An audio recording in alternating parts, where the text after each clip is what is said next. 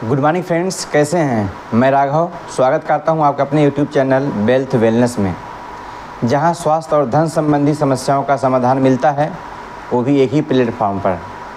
तो आज हम धन संबंधी समस्याओं के समाधान में बात करेंगे बैंकिंग से रिलेटेड एक बहुत ही इम्पॉर्टेंट टॉपिक पर, जिसे बोलते हैं सेविंग अकाउंट या बचत खाता।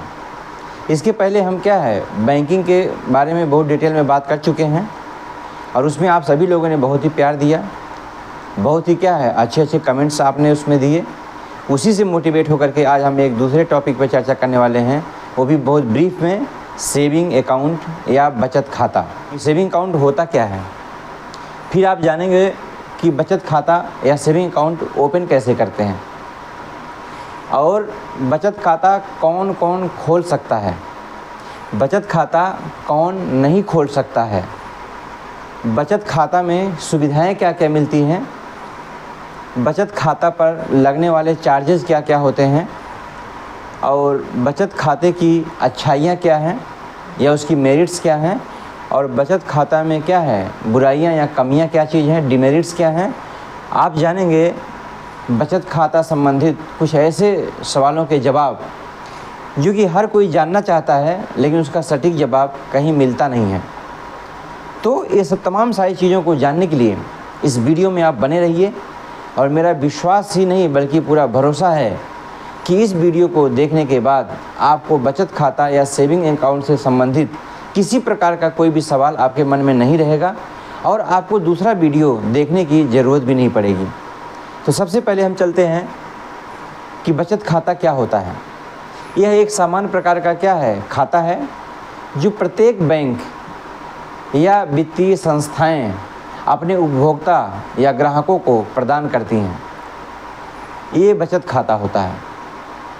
और बचत खाता कैसे खोलें, इसके बारे में जानने से पहले मैं आपको बताना चाहता हूँ कि बचत खाता या कोई भी खाता खोलने के लिए YouTube पे बहुत सारे वीडियोस की भरमार है, जिसमें भ्रामक इन्फॉर्मेशन आपको दी जाती है। उसके चक्कर में आप बिल्कुल भी ना पड़ें, क्योंकि आजकल ऑनलाइन फ्रॉड को देखते हुए मैं आपको ये चेताना चाहता हूँ कि उसमें क्या है, आप ऑनलाइन जो ऑफिशियल वेबसाइट्स होती हैं बैंकों की, वो बहुत ही कम आपको मिलेंगी जो जेन्युइन होती हैं, बल्कि फ्रॉड या जो हैकर्स होते हैं तमाम सारी ऐसी मिलती जुलती वेबसाइट उस पर दे रखे हैं, जिसमें अगर आप जाके क्लिक करेंगे और उनके बताए गए इंस्ट्रक्शन को आप फॉलो करेंगे तो आप आगे जा कर के अपनी बहुत सारी जानकारियां उनसे शेयर कर चुके होंगे, जो आपके लिए और आपके पैसों के लिए बहुत घातक होगा। तो मेरा जहां तक मानना है, अगर आप सेविंग अकाउंट खोलना चाहते हैं तो आप ऑनलाइन नहीं बल्कि ऑफलाइन बैंक में जा कर के, वहाँ क्या रिलेशनशिप मैनेजर्स होते हैं और तमाम सारे वहाँ पे क्या हैं व्यवस्थापक होते हैं, वहाँ ब्रांच मैनेजर होते हैं, उन लोगों से मिल कर के आप बैंक खाते को खोलने के लिए प्रोसेस कर सकते हैं। जिसके लिए आपको चाहिए कुछ विशेष नहीं, सिर्फ आपका आधार कार्ड चाहिए जो एक एड्रेस प्रूफ के रूप में काम करता है, आपका पैन कार्ड चाहिए जो आपके बैंक अकाउंट से ऐड करना बहुत ज़रूरी होता है। तीसरा चीज़ चाहिए आपके पास क्या, पासपोर्ट साइज़ का लेटेस्ट फ़ोटो होना चाहिए, और एक मोबाइल नंबर जिससे आप अपने अकाउंट से रजिस्टर्ड करना चाहते हैं। उस पर कोई भी इन्फॉर्मेशन या टेक्स्ट मैसेजेस जब आप लेन देन करते हैं तो बैंक आपको सेंड करता है। ये 4 सबसे महत्वपूर्ण चीज़ें हैं जो बैंक अकाउंट ओपन करने के लिए ज़रूरी होती है। इन चारों में से अगर कोई चीज़ नहीं होती है, जैसे एड्रेस प्रूफ के लिए ड्राइविंग लाइसेंस का भी इस्तेमाल होता है, बिजली बिल का भी इस्तेमाल होता है, और एड्रेस प्रूफ के रूप में आपका क्या है कोई और अकाउंट आपने ओपन किया है, उसका क्या है पासबुक एड्रेस प्रूफ के रूप में भी लिया जाता है, या राशन कार्ड भी कभी कभी लगता है। लेकिन जो मेन चीज़ें हैं आपको मैंने बता दिया कि आपका Aadhaar card, PAN card, passport size की फ़ोटो प्लस एक मोबाइल नंबर होना ज़रूरी है। इन 4 चीज़ों से आपको पास में होनी चाहिए। और 5वीं चीज़ जो बैंक खाता खोलने के लिए ज़रूरी है, वो बैंक आपको खुद देगा, और होता है क्या है अकाउंट ओपनिंग फॉर्म। जो फॉर्म है वो बैंक खुद देता है, उसमें आपको फिल करना है और वहाँ आप जमा करेंगे और सारा प्रोसेस बैंक वाले खुद करेंगे और आपका बचत खाता खुलकर तैयार हो जाएगा। इतना आसान है बचत खाता खोलना। आगे देखेंगे कि बचत खाता कौन खोल सकता है। बचत खाता क्या है, एक नाबालिग अपने गार्जियन की देख रेख में उनके डॉक्यूमेंट्स को जमा करके खोल सकता है। बचत खाता एक ट्रस्ट खोल सकता है, एक कोई संगठन खोल सकता है, कोई सोसाइटी खोल सकती है, या कोई शैक्षणिक संस्थान होता है वो भी बचत खाता खोल सकते हैं। भारत के रहने वाला कोई निवासी या भारत में ना रह रहा हो ऐसा भी व्यक्ति बचत खाता को खोल सकता है। और सबसे बड़ी बात है कि ये सब चीज़ों में थोड़े मोड़े क्या है चार्जेस लगते हैं, जो मिनिमम बैलेंस के रूप में जाना जाता है। वो अलग अलग बैंक के लिए अलग अलग होते हैं। शहरी और ग्रामीण क्षेत्रों के लिए भी क्या अलग अलग होता है, तो मिनिमम बैलेंस की भी रिक्वायरमेंट होती है बैंक खाता खोलने के लिए। लेकिन स्टूडेंट्स अकाउंट्स, बहुत सारे क्या है शैक्षणिक संस्थान है जो स्टूडेंट्स को स्कॉलरशिप के लिए क्या है अकाउंट ओपन करते हैं। वो सब चीज़ें जो होता है उसमें बैंक अकाउंट ओपनिंग के लिए 0 चार्जेस लगते हैं, नहीं लगता है। कभी कभी कोई संस्थाएं होती हैं जो अपनी एम्प्लॉयज़ के लिए सैलरी अकाउंट ओपन करती हैं, तो इसमें बैंक वालों के साथ में मिल करके ठीक है वो अपना क्या है मैनेज कर लेते हैं, जिसमें आपका क्या है 0 बैलेंस अकाउंट ओपन हो जाता है सैलरी के लिए, तो उसमें भी आपको पैसा नहीं लगता। या फिर बैंक वाले अपने टारगेट को पूरा करने के लिए खुद ढूंढते रहते हैं जहां ज़्यादातर लोग एक साथ अपने अकाउंट ओपन करा सकें, तो वहां पे भी क्या है ये सुविधा मिल जाती है कि आपका 0 बैलेंस अकाउंट यानी बिना आपको उसमें मिनिमम बैलेंस को मेंटेन किए हुए आपका खाता खोला जा सकता है। ये सुविधा बैंक वाले देते हैं। लेकिन आप खुद बैंक अकाउंट ओपन करने के लिए बैंक में जाएंगे तो क्या करेंगे, वो कुछ चार्जेस के रूप में आपको बोलेंगे जो आपको जमा करके अपना अकाउंट ओपन कर सकते हैं। लेकिन उसमें बैंक कोई चार्ज नहीं लेता है, बल्कि वो पैसा आपके अकाउंट में डिपॉजिट रहेगा एज ए मिनिमम बैलेंस है। बचत खाता कौन लोग नहीं खोल सकते हैं ये भी जानना ज़रूरी है। तो बचत खाता कोई कंपनी नहीं खोल सकती है, कोई फर्म है जहाँ कुछ मैन्युफैक्चरिंग वगैरह होता है यानी बिजनेस रिलेटेड है वो भी नहीं खोल सकते हैं। कोई भी सरकारी जो है तंत्र है, कोई गवर्नमेंट डिपार्टमेंट है वो बैंक खाता नहीं खोल सकते हैं, खासकर सेविंग अकाउंट। या कोई क्या है पार्टनरशिप बिजनेस है, वो पार्टनरशिप बिजनेस में भी क्या है सेविंग अकाउंट ओपन नहीं किया जा सकता। या कोई भी व्यापारिक संबंध रखने वाला कोई भी फर्म या कोई भी व्यक्ति जो व्यापार से संबंधित है, इस टाइप के लोग बचत खाता नहीं खोल सकते हैं, क्योंकि उनके लिए करंट अकाउंट या चालू खाता स्पेशली इसी काम के लिए होता है। इसलिए बचत खाता वो लोग नहीं खोल सकते हैं। और आगे जानेंगे बचत खाता की सुविधाएं क्या होती है, यानी बचत खाता आपको क्या क्या व्यवस्थाएं देता है। तो बचत खाता अगर आप ओपन करते हैं तो उसमें आपको सबसे पहले मिलता है चेकबुक, और फिर आपको उसमें मिलता है क्या ATM कार्ड, फिर मिलता है आपको क्या है डेबिट कार्ड, और उसमें क्या है आपको बिल पेमेंट करने की सुविधाएं मिलती हैं, जिसे आप चेक से या ऑनलाइन ट्रांजैक्शन के माध्यम से तमाम सारे बिजली बिल या फिर आप क्या है गैस का बिल या कोई आप क्या है EMI कुछ भी आप पे कर सकते हैं। तो तमाम सारे बिल को पेमेंट करने का क्या है सुविधा बचत खाता में मिलता है आपको। ऑनलाइन ट्रांजैक्शन जो भी होते हैं यानी EFT, RTGS या UPI किसी माध्यम से जो आप ऑनलाइन ट्रांजैक्शन करते हैं, ये भी व्यवस्था आपके सेविंग अकाउंट में होती है। और बैलेंस इंक्वायरी, अगर आपको चेक करना है आपका बैलेंस, ये भी सुविधा आपको बचत खाता में मिलती है। आप बैंक स्टेटमेंट्स निकाल सकते हैं, आप अपने पूरे डिटेल को जानने के लिए कब कब क्या ट्रांजैक्शन हुआ है। और ऑनलाइन इन्वेस्टमेंट कोई आपको करना है तो आप बचत खाता के माध्यम से ऑनलाइन इन्वेस्टमेंट में भी कर सकते हैं। और विड्रॉल एंड डिपॉजिट्स, आप पैसे जमा करना हुआ या पैसे निकालना हुआ, दोनों काम आप सेविंग अकाउंट में कर सकते हैं। और पैसे निकालने के लिए 2 तरीके होते हैं। एक जो आपको चेक बैंक ने दिया है उसमें पे टू सेल्फ यानी खुद के लिए पेमेंट ऐसा सेल्फ लिख करके आप पैसे निकाल सकते हैं। नहीं तो आपके ही ब्रांच में जो विड्रॉल फॉर्म होता है, तो विड्रॉल फॉर्म को भी क्या है भर करके आप पैसे निकाल सकते हैं। और रही बात जमा करने के लिए, तो आप अपने बैंक अकाउंट में पैसे जमा करने के बहुत सारे तरीके होते हैं। किसी भी माध्यम से आप अपने खाते में पैसे को जमा कर सकते हैं, इसमें कोई दिक्कत वाली बात नहीं होता है।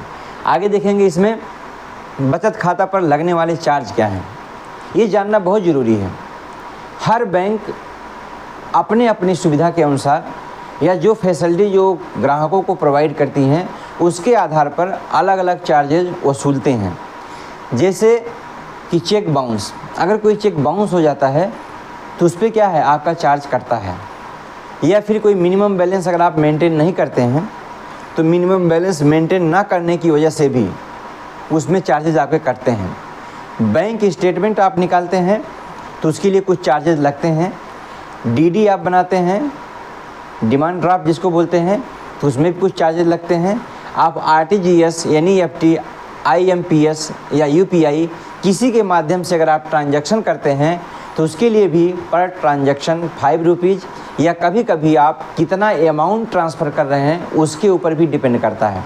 कोई बैंक हर ट्रांजैक्शन पे 4 से 5 रुपया चार्ज करते हैं, 7 रुपया 10 रुपये तक चार्ज करते हैं। और कोई बैंक ये भी करते हैं कि आप कितना अमाउंट, जैसे 10,000 तक इतना लगेगा, 15,000 तक करेंगे तो इतना लगेगा, 20,000 तक करेंगे तो इतना लगेगा, 50,000 तक करेंगे तो कितना लगेगा, और 50,000 से 1 लाख करेंगे तो कितना लगेगा। इस टाइप से क्या उन्होंने अमाउंट ऑफ द ट्रांसफ़र, कितना अमाउंट आप ट्रांसफ़र करते हैं उसके अनुसार वो चार्जेस क्या करते हैं उस पर लगाते हैं। तो ये हुए बचत खाता पर लगने वाले कुछ चार्जेस जो अलग अलग मद में अलग अलग तरीके से लगाए जाते हैं। आगे जैसे क्या है एसएमएस चार्जेस, यानी बैंक आपको एसएमएस भेजता है आपके बचत खाता में क्या लेन देन हुआ, तो इसमें भी क्या है 2 से 3 महीने में एक बार चार्जेस कटते हैं जो क्या है एसएमएस चार्जेस होते हैं। तो इस टाइप के कुछ चार्जेस क्या है बैंक लगाता है, और वही तो क्या है बैंक का कमाने का एक तरीका है, एक जरिया है, बैंक को चार्जेस तो लगाएगा ही। आगे है बचत खाते की क्या अच्छाइयाँ क्या है, इसकी मेरिट्स क्या हैं, यानी बचत खाते से आपको बेनिफिट्स क्या हैं। तो बचत खाता हाईली सिक्योर होता है, ये काफ़ी सुरक्षित है उसकी अपेक्षा कि आप घर में अपने पैसे रखे हुए हैं कैश, उसमें चोरी होने का डर है, आग लगने से उसे जल जाने का डर है, बाढ़ या पानी आने से उसे डूब जाने का या बेकार हो जाने का डर है। तो बहुत सारे क्या है आपके घर में पैसे सुरक्षित नहीं हैं। लेकिन अगर आप बैंक में अपने पैसे रखे हुए हैं तो वहाँ सुरक्षित है, सिक्योर है, आपको कोई टेंशन नहीं है। और लिक्विडिटी, इसकी जो सबसे बड़ी बात होती है बचत खाते की लिक्विडिटी, मतलब इसमें पैसे को जब आप चाहें निकाल सकते हैं और जब आप चाहें इसे जमा कर सकते हैं। और ये काम बिल्कुल आसान होता है अपेक्षाकृत जो आप एफडी में करते हैं, यानी जैसे फिक्स डिपॉजिट, या कोई आपने प्रॉपर्टी में पैसा लगा रखा है, या कोई आपने बॉन्ड या कोई ठीक है आपने म्यूचुअल फंड खरीद रखा है। तो इस टाइप के जो बड़े बड़े इन्वेस्टमेंट आप लंबे टाइम के लिए करते हैं उसकी अपेक्षा बचत खाते में जो आपके पास पैसा है उस पैसे का निकासी जमा या लिक्विडिटी जिसे आप कहते हैं वो बिल्कुल इजी होती है। आगे अर्न इंटरेस्ट, यानी जो पैसा आप घर में रखे हुए हैं उस पैसे पे तो आपको कोई इंटरेस्ट या कोई ब्याज आपको मिलता नहीं, वो पैसा तो आपका 1 रुपया बढ़ नहीं रहा है। अगर आप 10,000 रुपया 10 साल के लिए भी अपने घर में लॉक करके रख दीजिए तो 10 साल बाद निकालने के बाद देखने में तो 10,000 रुपया रहेगा, लेकिन उसकी जो रियल वैल्यू होगी यानी मार्केट में उस रियल वैल्यू से वो पैसा काफ़ी घट चुका होगा, क्योंकि महंगाई काफ़ी बढ़ चुकी होगी। और जो 10,000 रुपये में 10 साल पहले जो चीज़ें आपको मिलती थी उतनी चीज़ें 10 साल बाद उस 10,000 रुपये से आप परचेज नहीं कर पाएंगे। इसका मतलब डायरेक्टली तो पैसा 10,000 का 10,000 आपको दिखाई दे रहा है, 1 रुपया बढ़ा नहीं, लेकिन इनडायरेक्टली अगर आप देखेंगे तो वो पैसा आपका क्या है घट चुका है, काफ़ी घट चुका है, 10,000 से उसकी वैल्यू कम हो चुकी है।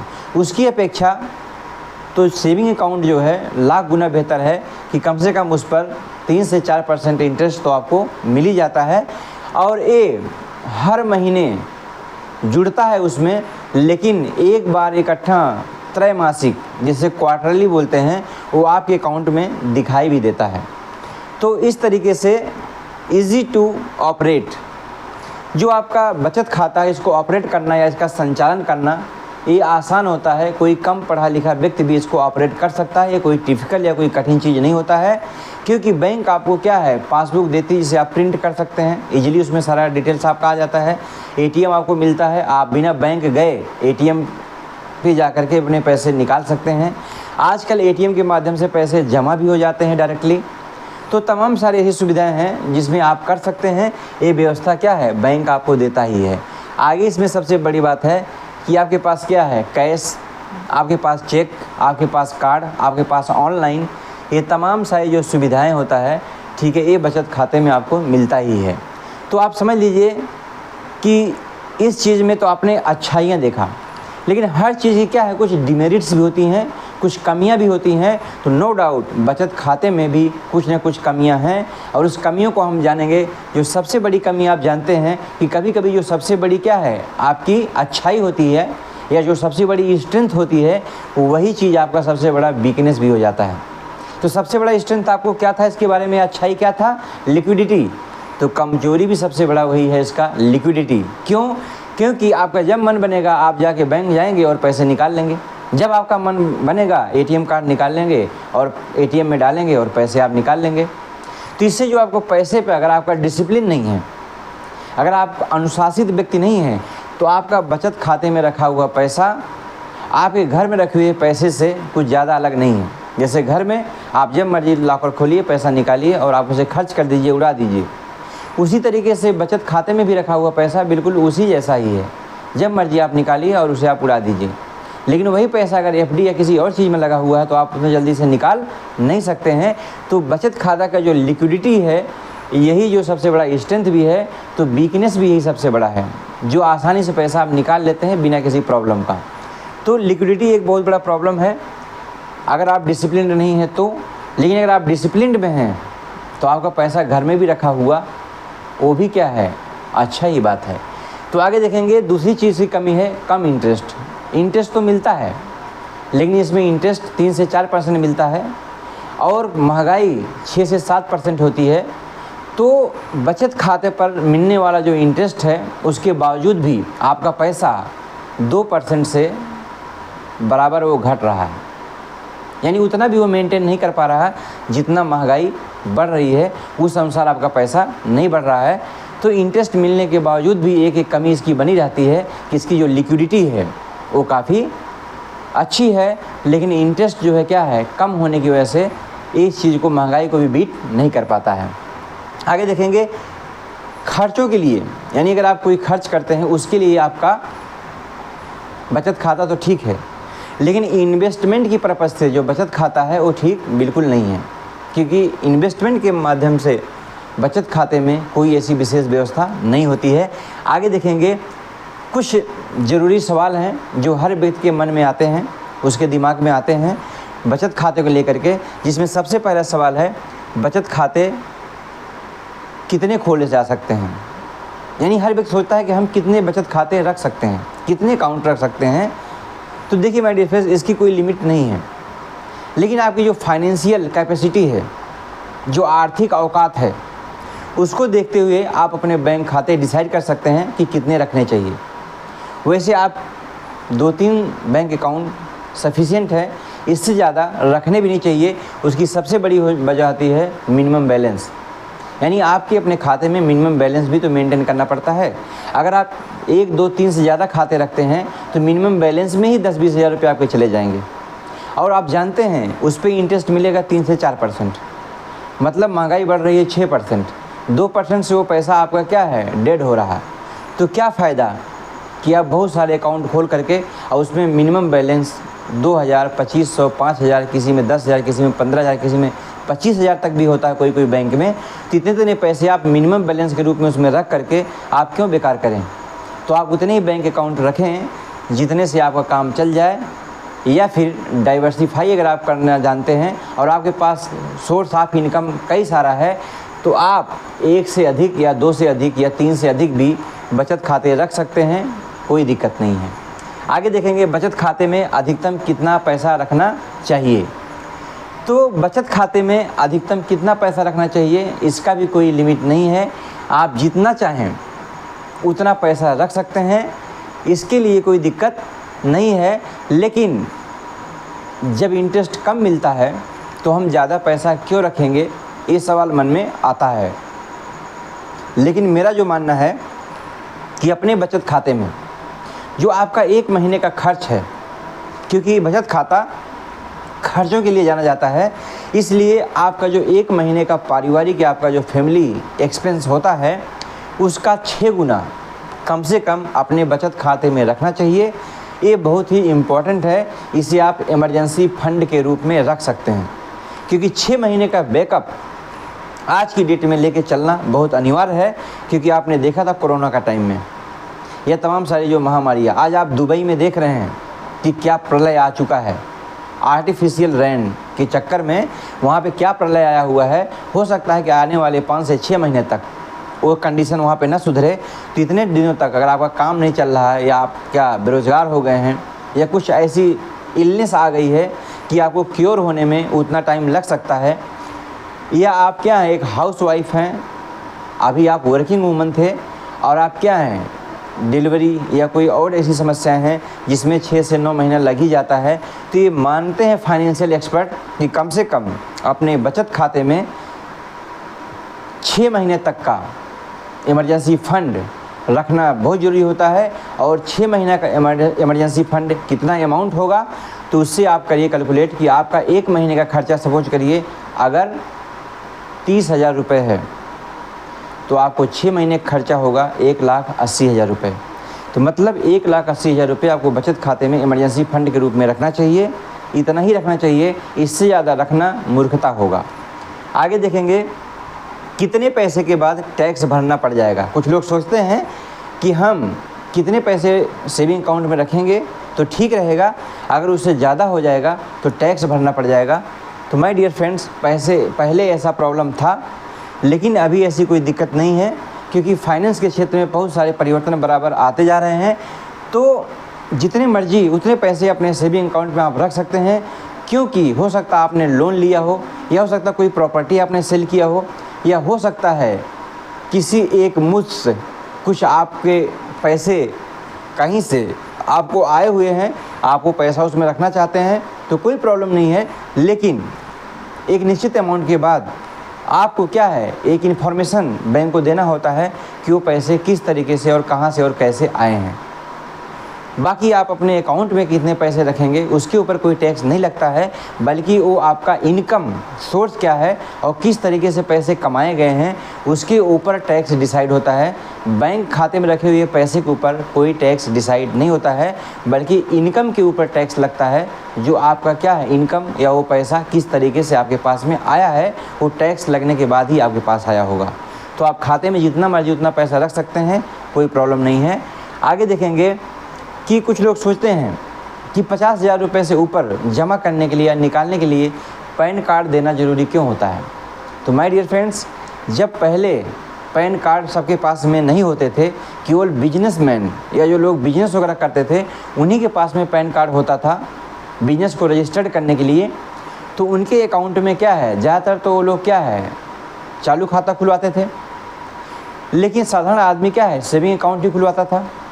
तो उसके अगर अकाउंट में 50,000 प्लस पैसे अगर डिपॉजिट कोई व्यक्ति कर रहा थर्ड पार्टी, तो बैंक वाले अक्सर बोलते थे कि जिसके खाते में आप जमा कर रहे हैं या तो क्या है 50,000 से कम जमा कर सकते हैं एक बार में, या फिर आप उनका पैन कार्ड की फ़ोटो कापी उनका सिग्नेचर लेकर के आइए तब होगा।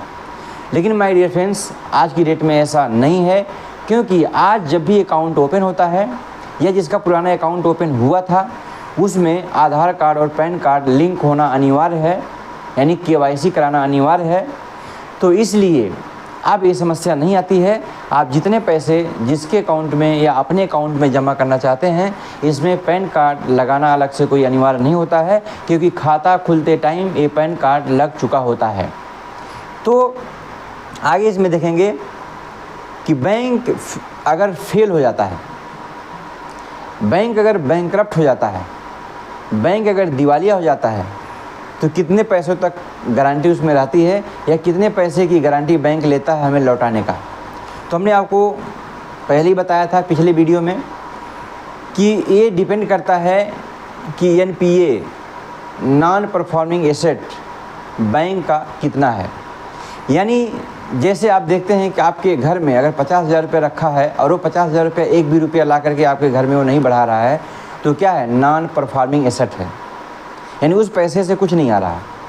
आप व्यक्ति के रूप में समझ सकते हैं, आपके परिवार में 4 लोग हैं, एक लोग हैं जो क्या है सर्विस करते हैं, वो पैसा लाते हैं तो क्या है एसेट हैं, बाकी 3 लोग लाइबिलिटी हैं यानी जिम्मेदारियां हैं, उन एक लोगों के ऊपर 3 लोग पल रहे हैं।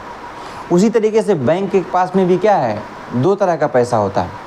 एक पैसा जिससे पैसा आ रहा है उसे एसेट कहते हैं, और एक पैसा जिससे कोई पैसा नहीं आ रहा है उसे लाइबिलिटी कहते हैं।